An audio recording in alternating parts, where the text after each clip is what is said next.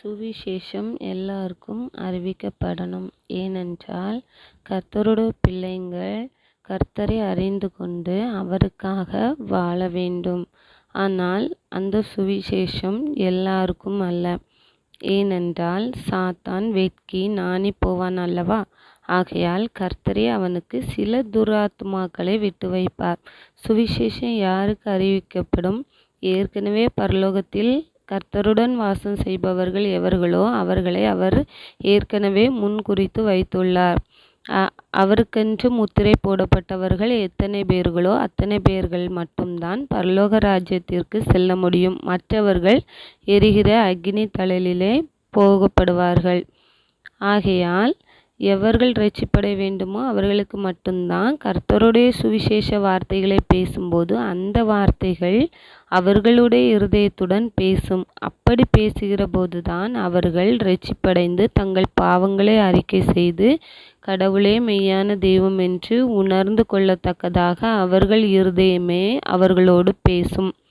இது ஒரு கிறிஸ்தவ மதத்திற்கு வாங்கள் என்றோ நீங்கள் கண்டிப்பாக இதற்கு வந்துதான் ஆக வேண்டும் என்றோ யாரையும் கட்டாயப்படுத்துவது கிடையாது. ஏனென்றால் ஒரு மனிதனோடு அவனுடைய இருதயமே பேசும்.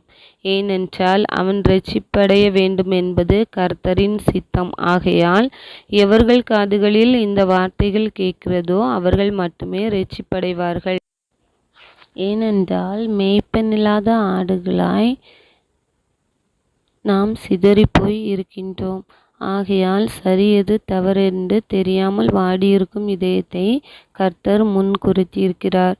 அவர்களுக்காகத்தான் இந்த சுவிசேஷம் அறிவிக்கப்படுகிறது, மற்றவர்களுக்கு அல்ல. கிறிஸ்தவர்களை தவறாக பேசுவதற்கும் அவர்களை தாக்கவும் ஆதங்கப்படவும் யாருக்கும் எந்த அதிகாரமும் இல்லை. ஏனென்றால் உங்கள் இருதயம் உங்களோடு பேசவில்லை என்றால், அந்த சுவிசேஷ வார்த்தை உங்களோடு பேசவில்லை என்றால், உங்கள் அதிபதி வருகிற வரைக்கும் நீங்கள் காத்திருக்க வேண்டும்.